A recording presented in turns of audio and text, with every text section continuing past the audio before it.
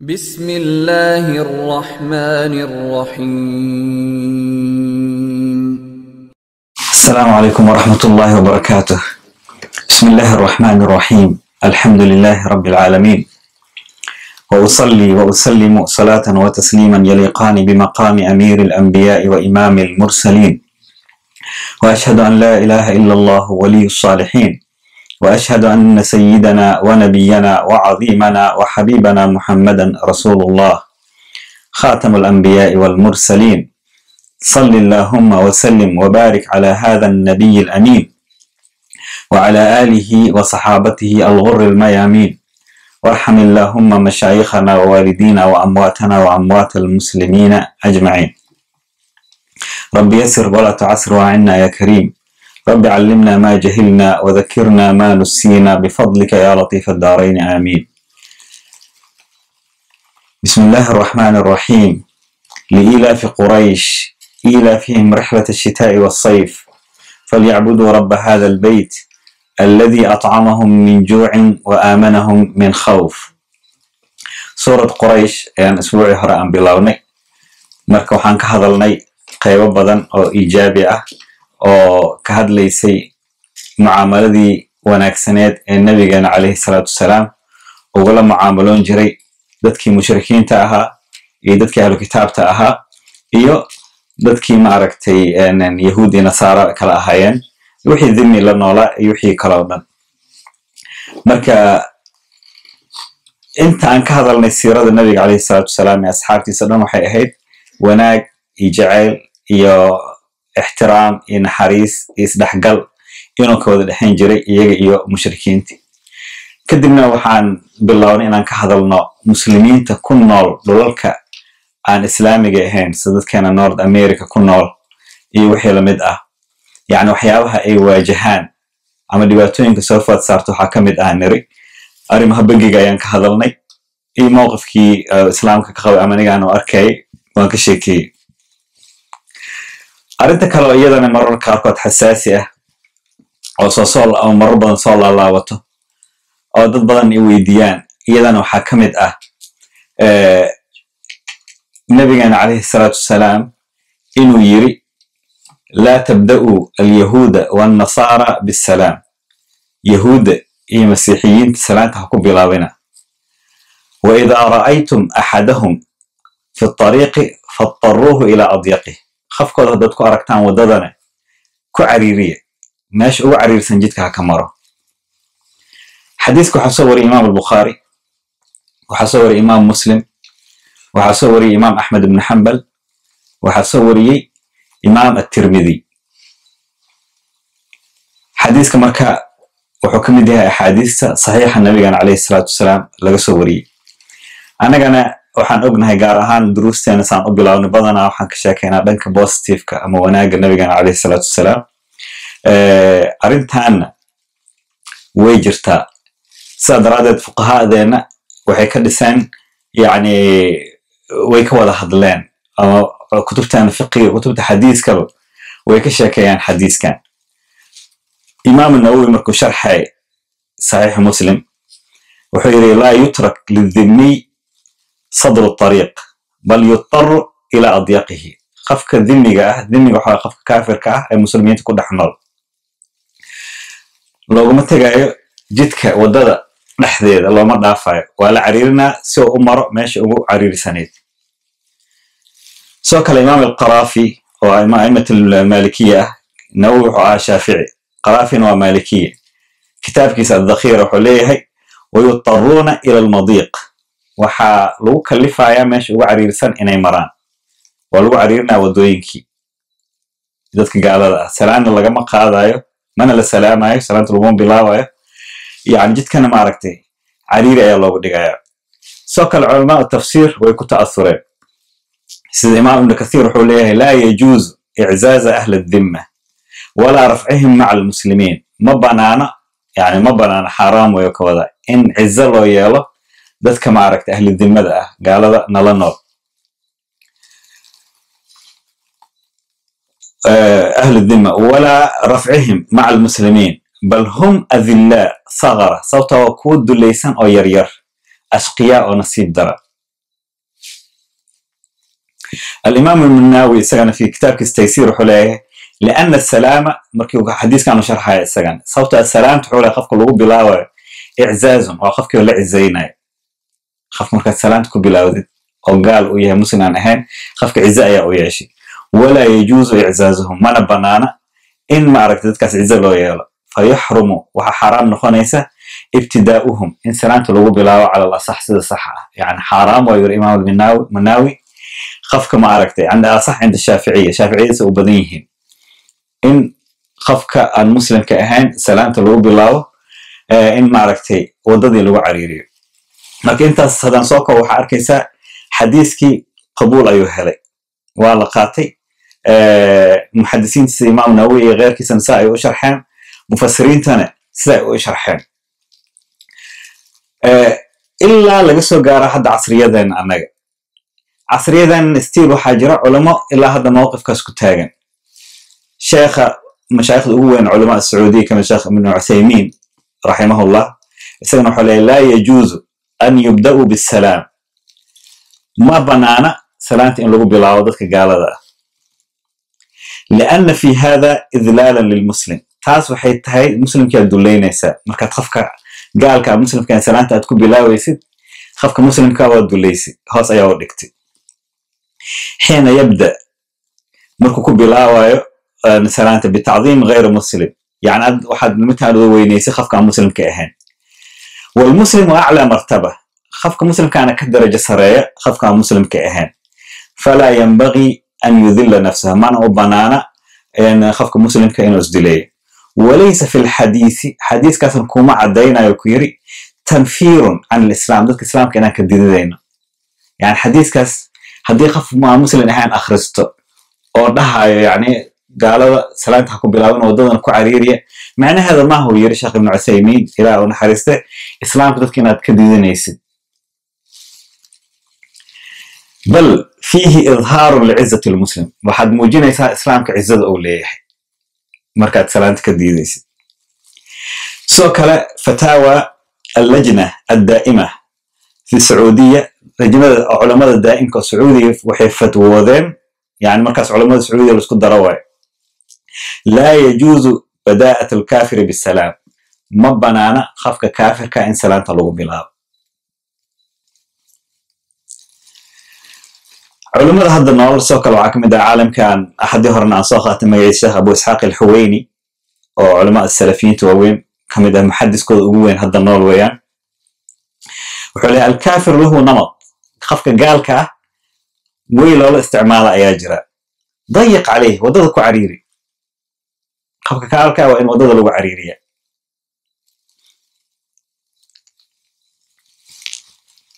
صدر عدد مذاهبتنا مركة إسلامية أو فقهية دور أيو كلا بحان خارنا وحيدهان ويبنانتها يخفك سلامتي إن لغو بلاوة والذمية أو مسلم كأهان دون شروط شرط أسوان لغو حرم خار شروط أيو كحرم والشيء دونا خار شرطكم حرم وعكمد الإمام محمد بن كعب القرظي وابن المحيريز والإمام الأوزاعي يا سفيان ابن عيينة وحيليهن شرد الآن خفك سلامته وكو بلاوي كرتا خارنا وحي رهدين ممكن دنك هاقشة هذا دنك لهن سلامكم بلاوي كرتا لكن خفك كان كافر كان مسلم كأهين دن أياك هاقشة مركا سلامته وكو بلاوي كرتا وحكم دا إبراهيم النخعي يعلقمة إمام الحنفية ابن بطال ومالكية خارنا وحي رهدين ويبنان تهي خفك كافر كأها إن سلامته لغو بلاو لكن شرط وحاول لغان إن يسان أهين سلامته عن المسلمين سكون خارنا السلام عليكم لما أوران كرو تانا وحا خفت مذهب أحمد بن حنبل خارنا وحي أركين كراهية إن يتهي إن سلامته لغو بلاو خفك كافر كراهية عن الشيء وحا وعيدات سميسد دنبي كامسو قارين لك هداك تكت أجر ياك هليسا وعكمد عمر بن عبد العزيز إمام مالك شافعي دخار كمده خارنا وحي خوان علماء حرام إن يتهي فقادة إن إن خفك كافر كأه سلامته لغو بلاو خفك كافر كأه إن معرك سلامته لغو بلاو تانا وحا مشهور كأه أو أبدا علماء الشافعية سوكل وحا لقوا الأمير الصنعاني kitaabkiisa kusoo qoray subul asalaam. marka taas iyadoo kooban waxa weeyaan axkaamtii fuqahaadeena iyagoo soo qaatay yani xadiiska. haddii aan annaga marka ku laabano waagii nabigeena calayhi salaatu wassalaam, annaga waxa noogu muhiimsan waxay tahay oo qofka muslimka ah muhiim weyn agtiisa ka ah inuu ogaado horta qur-aankii ilaahay iyo nebiga suu dhaqmi jiray. dhowr axaadiis ayaan soo qaadanay soo ma aha nabiga calayhi salaatu wassalaam inuu ma aragtay muslimiin iyo gaalo iyagoo isku dhex jiro haddii hore soo qaadanay inuu soo dulmaray oo salaamay. kadibna isaga waxaa ka dambeeyey asxaabtiisii oo iyagana yani nabigan calayhi salaatu wassalaam arkay oo ma aragtay dhaqankiisana qaatay. Khalid bin Walid markuu warqad u qorayay madaxweynaha Persia wuxuu ka bilaabay salaamun calaa man ittabaca alhuda, yani salaan ayuu ugu bilaabay. xadiiskaasna wuxuu yiri qofka gaalka salaan laguma bilaabi karo. sidoo kale calqama ninka la oran jiray wuxuu kasoo wariyey cabdullahi bin mascuud saxaabigii ahaa isagoo la socdo. yani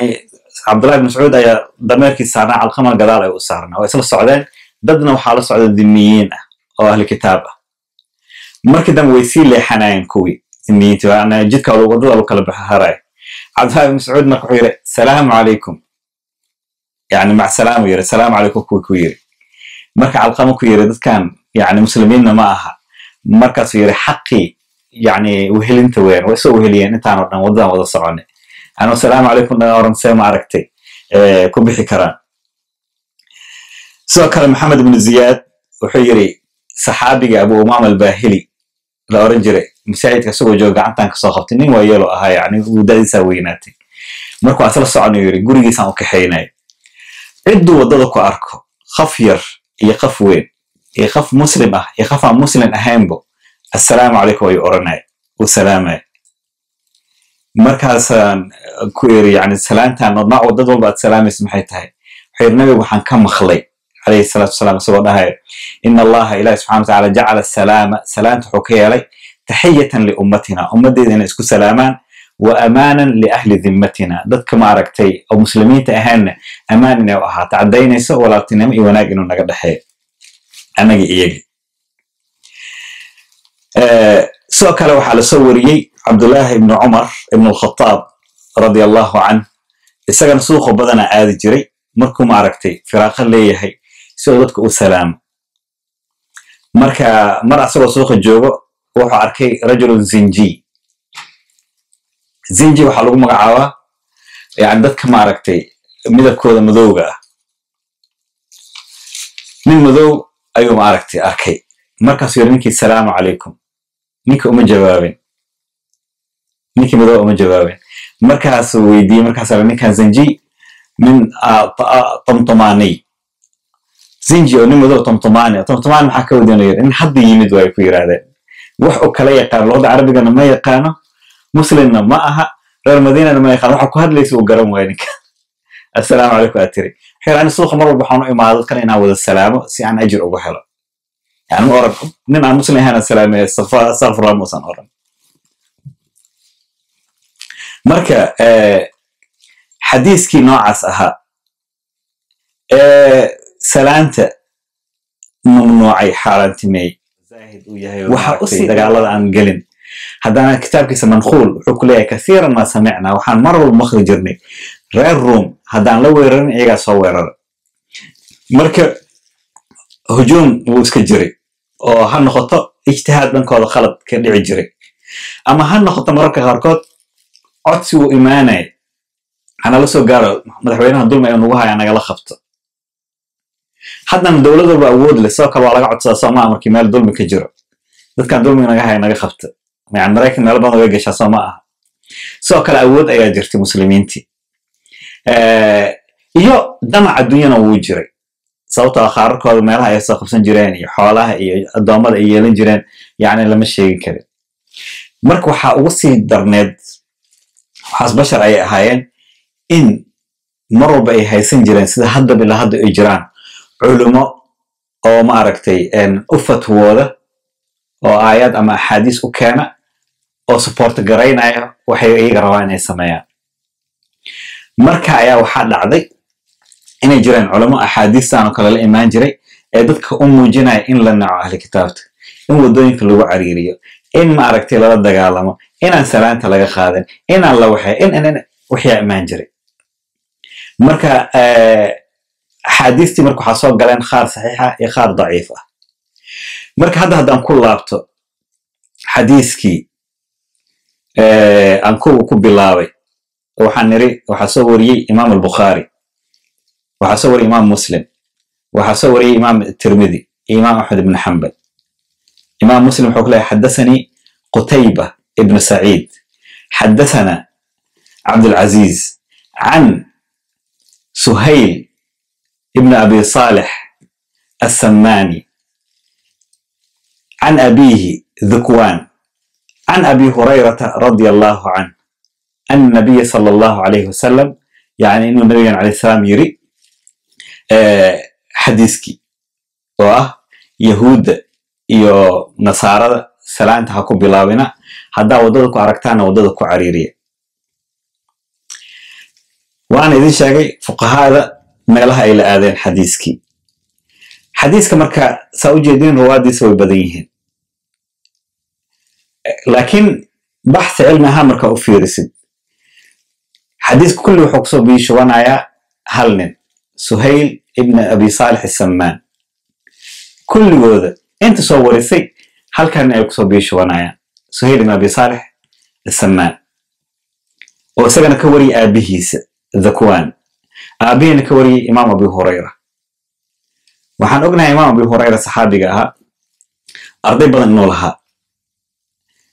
waxaa marka noqonaya xadiiska qaraabo soo gelin karta number 1 halkan kaliya muxuu ugu maqlay arday kale u maqli waaye.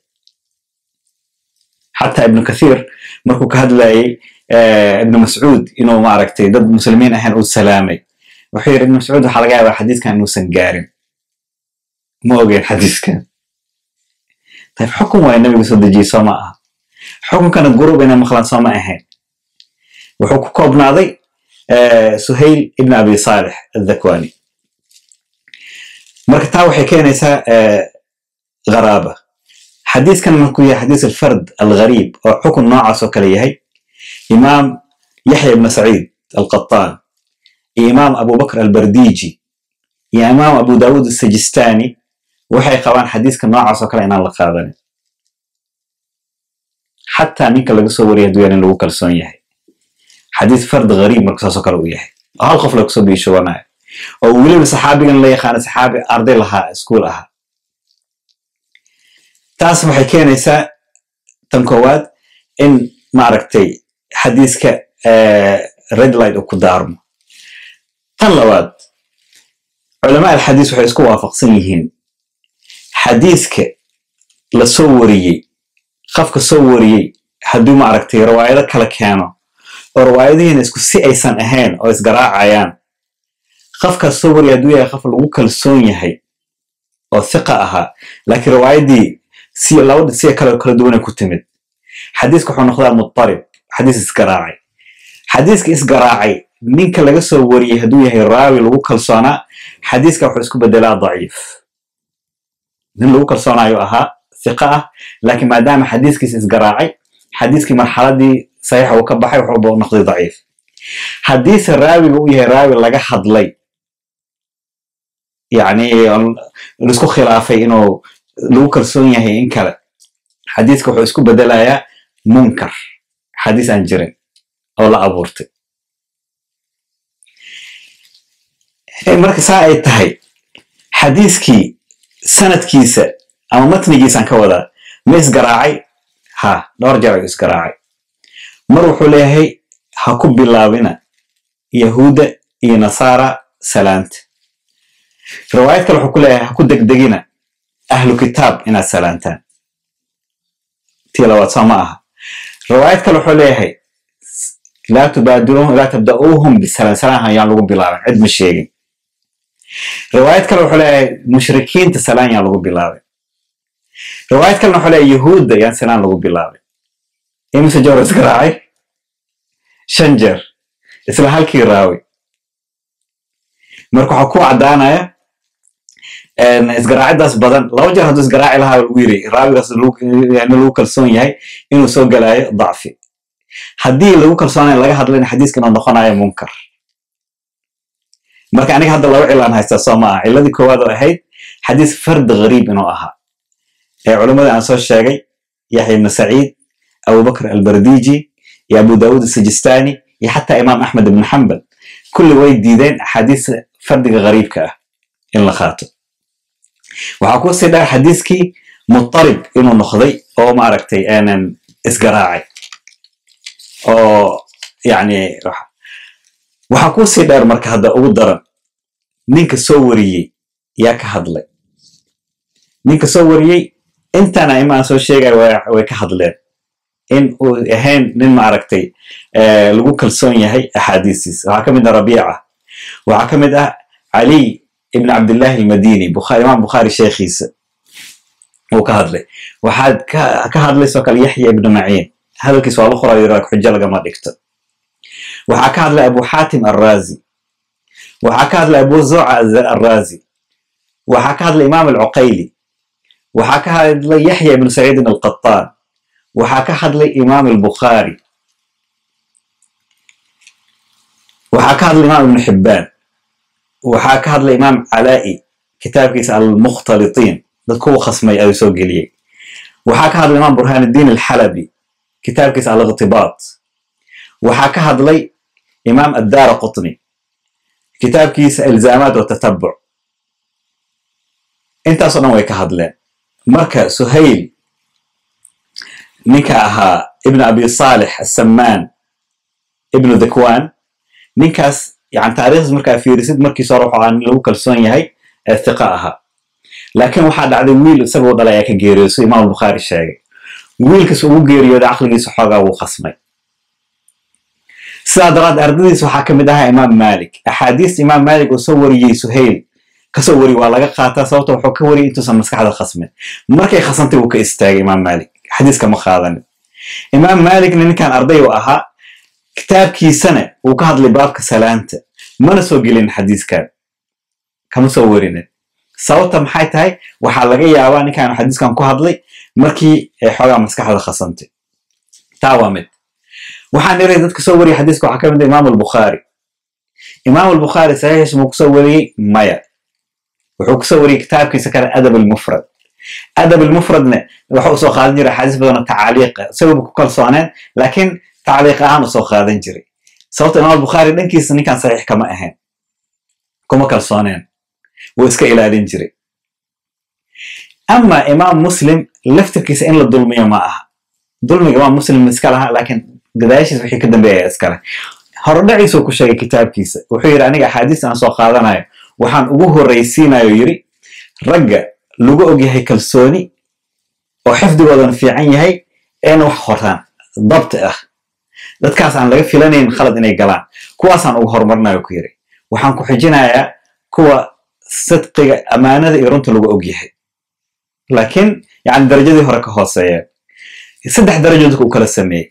حديث كان صحيح مسلم كسوري باب السلام أحاديث تقدم بيو كدقي هدوكو كالسون إمام مسلم أحاديث أبوه كدقي لها علماء خارطة مركومة براروجين ويسكا صوخاتين لكن إمام مسلم هدوكو كالسون نمبر 1 كدقي لها لكن قدم بيو كدقي صوت أحاديث كان لغا سوري مين كان سهيل ابن أبي صالح السمان وحكم ده حديث كويري فرق الزنا في النار يعني خفت الزنا كله عنو قماشة كده شو أهل النار طيب عنو قام حويل صالح إنه نقص أهل النار كنا خنايا حديث كلا اللي هي النبي يعني إنه يري خفك دلو وزغة أنا رحمه الله خانا ورصغة عندنا رسماله حياني إيران خرطه بهال يرى يعني ما أخذ سان كتل مامو أو حاجة فرله لين الساوي سلوبولي أد ويرى كلا ملع وكاسا وكلا ها خرط الله سماها وسخ أنا كان ورسخ عندنا بتكن ربنا درك warsaqada ama qoratada kii wuxuu yiri kan koowaad dilo intaas ajar ayuu leeyahay isaga xataa ajarku uu ilo intuu yahay dhafashada labaad ku geeriyotana ajarta noocaas kale oo kiiriyahay dhafashada saddexaad ku hadii ku geeriyotana ajarku uu ka sii yaryahay warsaqada maxay hadlaysay marka waxa laga yaabaa hadalaas inuu ka hadli jiray markuu wiilkiisa ka geeriyooday ee maskaxda xoogaa ay khasantay sababtoo ah xadiiskan yani wuxuu leeyahay shaahid oo nabiga xadiis noocan oo kale ku hadlay haa uu ku hadlay xadiis waxa jira soo wariyay imaam al-Bukhari imaam Ahmad ibn Hanbal imaam an-Nasa'i imaam ibn Majah imaam al-Bayhaqi imaam al-Tabari soo kale imaam al-Tabarani yaa ima badan soo wariyeen oo maxaa dhacday nabiga alayhi salatu wasalaam yahuuda bani Qurayza waxay rabeen nabiga dacwadiisa inay cirabtiraan mushrikiinta hore ay ka soo weerarayeen kuwan salaam wanaaga ka dhaxaysay Huyay ibn Akhtab al-Yahudi gadaal ayuu ka maray mushrikiinta ayuu ku tagay wuxuu yiri dagaal xoog leh adinkan halkan ka soo qaad anaga dhinacana ka soo qaadayna dagaalkaas isaga dhana asalkiisa baabiinayna Arnold Toynbee markuu ka sheekeynaa wuxuu yiri haddii ku guuleysan lahaa khitadaas Huyay ibn Akhtab waqtigan hadda la joogo islaam wax yiraahdo lama maqli lahaa muslimiinta dhana la wada dili lahaa nabiga alayhi salaam markuu u dareemay ilaa 500 qofood oo kale Madiina u soo diray wuxuu yiri meel uu ku takbiirsada saysan umalayna asxaabtana dagaalka inuu kuma axzaabtii isugu timid qabiilada carabtana isugu timid nabiga kan waxay cunaan xataa ma haystaan kan wuxuu yiri hadda isaga soo kiciyo waxaan oo dhan heshiisana ka wada dhaxeeyay hadda aan ku qabano yiri dhinacaan roo yahuudina ka soo qaado wuxuu yiri marka intii ku maqan yihiin dagaalka adina ragga dumarkii iyo carruurta dhan baabi'iyay laakiin waxa ka naxay markay maqlaan takbiirti Allahu akbarti wili way joogaan yiri marka dagaalka markii axzaabta dhamaad nabiga asxaabtu ku yiri Brito waxaan u socdaa yahuudan marka waxaan rabaa inaan aragtay ama inaan la hadlo waxaan dhaxmaro ee hadda aragtiin salaanta yaan lagu bilaabay hadda idin salaamaan wa alaykum leedahay يعني محاولة تكتيك سياسة عسكري ويتاس جعلها أموجينا كعريسنتين خيانات اللي كوكو سميين إمام السهيلي روض الأنف وكو شرح غير الحديث توقيت اليومي وين معلومة وحسكالها وين سياسة عسكرية ايتاي ما شريعة دينية سياسة عسكرية داد كان ها أموجينين سيمبل نما يجلع سنان إيوانايقي وأقدري كيبريك خادنين دقراني الربين هذا دقالكي وانا يصعد ماذا حزاب إيغان وأصعد بريتو وهذا عن الأحمر دانا أنت بريت لقى جارايو هدا إذن أركتان يهودي سلامتها حكوا بلاويننا وموجينا عريستين هدا إذنك إذن سلامان وعليكم ده روايات كل حلا صوته حيدين السلام عليكم أورانايا السلام يعني دنتوا جيري هذين كل عضو جيريودا نجوا مركوا عليكم كلي وجبا مرنا لك حديث اسكم جرو وددن كو عريريه اسنا يلا لكن حلقه waa taas inuu hore u maqlay saxaabigan ninkan xadiiska soo wariyay kadib markay maskaxda khasantayna waxa jiraan kholiyo lagu magacaabi jiray waqtigaas murjaa'iyo oo bidca lagu tilmaami jiray marka culimadii qaar ku kaceen oo yani qaarna siyaasad iyo xukunta ka dhaxaysay ahayd marka dadka caamada ku diri jireen salaantii aan laga qaadin wadada lagu cariiriyo marka isaga waxa taasna inuu maqlay xadiiskan hore u maqlay waxay isaga khasmeen ila marna wuxuu yiri wadada lagu cariirina ma uusan sheegin mar wuxuu yiri mushrikiinta mar ahlu kitaab mar yahuuda iyo nasaara mar yahuuda kaliya saadaraad marka waxa dareemaysaa xadiiskaas inuu yahay xadiis ma aragtay antiir adag haysanin oo iska laalaada hatta hadii sahih muslim ku qornaa laakiin waxa u jeedin habkan ku naqdin inuu yahay yani cilmi ah saadaraad marka xadiiskaas ma aha xadiis xujo laga dhigan karo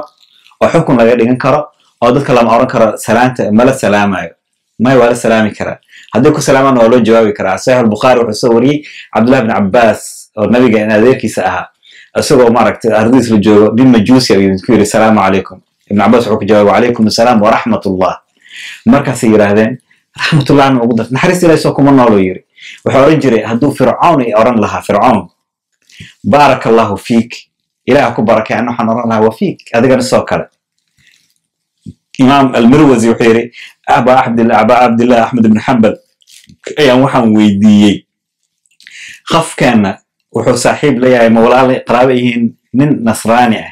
ee xanuunsan ma booqan kara markaas raha booqan kara markaas ku yiri laakiin waa nasraani markaas yiri waxaan ka baqayaa waxaan rajaynayaa booqashada xataa inaysan cariiri gelin yani too much waa ka badbadinaysaan oo kale weeyaan booqashada xataa cariiri inay gelisiin ay u baahantiin mar walba iska jiraan arday mutanaticiin mar walba dhanka adag ka fiirinayaan wixii qofka muslimka dhabta ahna waxa qofka ilaahay isku dhiibid ilaahay waxa kamid ah qofka dabeecadiisa inuu dib u dhigo dabeecadiisa ka dhigo mid quraanka la mucaamaloonayso qof waxa jira siisa iska xirxiran jecel nacaybki ayadaha nacaybka markuu qaato dabeecadiisana munaasib la ahayd suu rabay way meeshan roobka ugu soo daayay laakiin markii xadiiskii Yazid ibn Babanus kasoo wari Aisha muxuu yiri markaan u tagay muuminiin aan ku iri iyaga sheekay dabeecada nabiga waxay tir dabeecadiisa quraanka ah muslimkana taas oo dabeecadna quraanka dhigto quraanka marna kuma dhihin uqdad xambaar nacayb xambaar dadka jecel oo xambaar يعني ما لبضنا كو أمان أهل الكتاب سواء أركتين إلهي إنما ينهاكم الذين يعني إلهي ذكر بكري الذين قاتلوكم وأخرجوكم من دياركم وظاهروا على إخراجكم كلي كل ذكر وحكوا إذا بدك عالمين وقريهن إذنك صارين أين صوب من نجام من إذنك صارين دقال عد إذا صبحين كواس وحال إذنك قرابي إن تقرقار أم خطر هسه أهاتي يجمع على هالحوا كل هذا خفك مسلم كأه حدي لعضو inuu gargaar u noqdo dad aan muslimiin ahayn oo muslimiinta la dagaalamayaan qofkaas maxaa lagu xukumi karaa inuu gaal yahay yani waxa dagaalaya qoliyo muslimiin ah iyo qoliyo gaal ah waxa la isku dagaalamay waa diinti islaamkan waa inaan baabi'ina huwa loo soo qaatay qofka muslimka wuxuu ku biiray kuwan kale gaalada muslimna weeyaan inuu muslimiinta baabi'iyo ama uu jaasuusay ama uu kaalmeeyay خفكاس حكم كيسم حون نقنايا طبعا خف كان أنا يسين بالكا خف أبو عريسين وكان حليا خفكاس وقال وقالوا لكن ناها يا نبينا يا كحكم في عن نبينا عليه الصلاة والسلام ويجي سو حد عضي من أصحابك من أهل رجل حاطب ابن أبي بلتعة أيا نبينا مركي قريش تي مكة بلنتي كده حيث صلح الحديبية الجبيين الدجال باللاوين nabiga markuu xorrabay si kadisna weer ugu qaaday idoon la dareemin laba arin daraadeed dhiigna inuu badbaadiyo dadka iyagoon hub haysan markii weer lagu soo qaado si dhiibayaan markiiba saa daraadeeda waxay keentay inta dagaalo oo nabiga markuu noolaa la galay ilaa 40 in ku dhow saxiix ahaan axaadiista markaa sii baartid inta qofooda ku geeriyooto imisay ahaayeen 386 qofood inta dagaalo nabiga galay nabigan aad u necbala dhiig in la daadiyo dad la dilo 386 قفوت كليه ku geeriyootay dagaalada nabiga qaar way jiraan xadiis ila 1200 gaarsiinay laakiin axaadiisaas oo dhan dhaawac hadii laga wada saaro la shaandheeyo axaadiis saafi ku soo noqdayso waxa 386 taa waxay ku cadeysay nabiga inuu aad isaga ilaalinay dhiig daadinta wuxuu markaa kadis inuu ugu tago marka xaatib ibn abi balta'a wuxuu sameeyay yani khiyaano weyn uu sameeyay warqad ayuu madaxda quraysh u qoray yiri iska ilaali isdiyaar garay Muhammad iyo jeeshkiisa oo idin soo socdaan waxay rabaan Makka inay idin ku soo weeraraan nabiga ilaah uu waxyooday markiiba wuxuu la hadlay Ali ibn Abi Talib iyo Zubayr ibn al-Awwam wuxuu yiri ninkii xaatib ahaa arintaas sameeyay Jibriil ayaa ii sheegay islaan oo jaariyad ahayd daciina la oranjiray ayuu dhiibay hadda baxdaan waxaad ku qabanaysaan meesha lagu magacaabo rawdatu khaakh rawdatu khaakh iyadoo maraysa arki doontaan islaantaas qabta warqada ka soo qaado meeshii nabiga noo sheegay ugu tageen khafti markaas ay inkirtay Ali wuxuu dhahay marka imma alkitab wa imma athiyab ama warqadii ay siinaysaa ma dharka dhan ka dhigaya bas timaha furtay oo soo saartay ila lacag la sii khafti warqadii waxa ku qoran xaatib oo madaxda quraysh u qoray oo muujinaya yani nabiga kooxdiisa wada soo socdaan isdiyaariya طبعا khiyaano weyn way samaatas saxaabi weyn nabigan waxay xaatib halay kan waa loo keenay markaas yiri fiiri yani nabigan alayhi salaam waxay xaatib maxaa ku kalifay ya rasuulallah ma aho yiri diinta islaamka inaan nacay idin shirkiga aan jeclahay aniga quraysh kama mid ahayn waa olo noola wanaag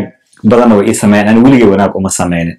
familkeyga iyo caruurteeda iyo reerkeygan xaqi ku nool yihiin si ay amaan u helaan hal ihsaan aan ku fikiraya inaan u sameeyo kuma na sheegto taa ay ugu kaliftay inaan warqadan qoro markaas nabiga alayhi salaam yiri amma akhukum faqad sadaq fakhallu sabila walakin rum ayu idin sheegay faraha ka qaad yaan la dilin عمر بن الخطاب حير يا رسول الله دعني أضرب عنق هذا المنافق إيه وقالوا المنافق خورت عن كجرة مركز النبي عمر يا عمر مين كان حير دقاكي بدر وكخيب قال خفك حمان تسكري لما في وناقي سنة الله فيريا دقاكي بدر أيوة كخيب قال سيكو أوغاتي وحاليا وإلهي إنه يري غير بدر وحد دونتين سماء وإذن عفية حديث كان مركو حكو عدينا يا خفك هدو كالمة إذن كإسلام كهر إيمانا مركي وقال لي من هذا كو حكومين أتكفير صوته وكالمة محيطه ظروفه وقيسة محيطه يعني لا يتخذ المؤمنون الكافرين أولياء من دون المؤمنين وما يفعل ذلك فليس من الله في شيء إلا أن تتقوا منهم تقاه إلا أبكر المؤمنين يسن كافرين تقدقار النخونين كي تاسمين إلا حقيس قيمكم الله إلا هدت كعبستان نفضل هذا وعبستي حوغا دقالك الوصول قلي نفضل هذا أبخذ السر أيا لغا أهلي نفضل هذا وحا أخبط ظروف كلاكو قيستي تامرك لغم حكمنا يخفك إنه كافر ياي قرمو كافر نخونا مركي السيد الدين توضع اعتقاد الدين أهان ما عرفتي أن أريتاس أو كالمية وحان أمالينا مركي أرينتي كسار سنين خفك أهل كتابك مسالم كنلاء إن أن أغاني إن برنانتهي سلانت إن لغو بلابي كرو سي أصحابتي بلغو سوري النبي أن لغو سوري إن حديث كاسوسا حجاء هاي ما دام حديثك مضطرب وياهي حديث الفرد وياهي رابقنا نتوهم كل عي أو ما عرفت حديثة علتك جرتين أي تهي مرك حديث ساس ضعيف كوا يعني حجة ما ناخذه حديث نوع سوكلانا سورة دي النبي جانو حكمتها حديث فالحمينيس نبي جانو كويرة هدتك خفك سلامكم بالعالم هذا عرفت إنه غدادك عريري لا جيتك ماشي وعريري سنو كمارة نعيب كاس نبي جانو تكون أبوري جري لكن واحد كذا لقى أبوري ويان أنا جانا سان إذا شاقني سيد أنا وهلاقو إذا لكن أنت عنا لها وحنا لها النبي جا الإسلام كخروج السنة دتك أموجية مركوا أوقاتين وحس إنه أبور أها gadaalaha xukaamtii siyaasadooda ay ku dhisteen dadka inay ku abuuraan si xamaas dadku u galo meel walba loo furo dagaalo ay qaadaan gaar ahaan ragga dagaalada ay qaadeen oo madaxda qaadada ahaada markay meel furaan badana hadan iyagu baa la dili jiray maxamed ibn al-qasim iyo qaar badan madaxdii meel soo fureen hadana madaxda ka cabsanayaan dadka inay maamulkii qabsadaan hadana way dili jireen marka meesha waxa dareemay adduunyo inay ku jirtay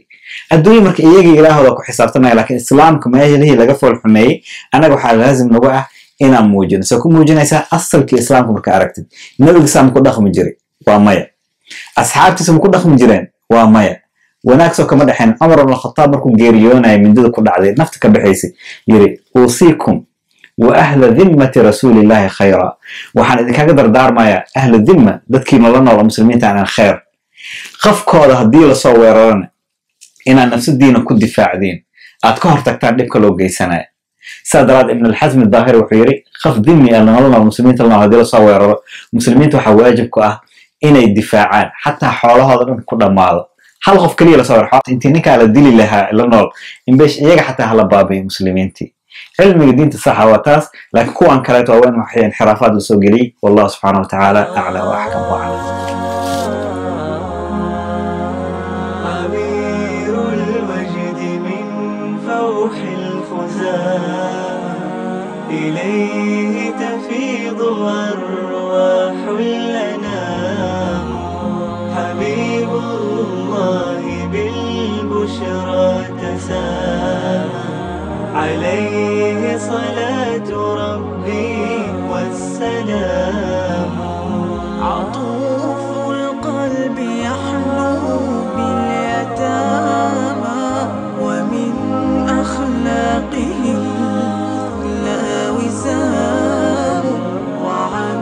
وزر المعاصي كم تحامى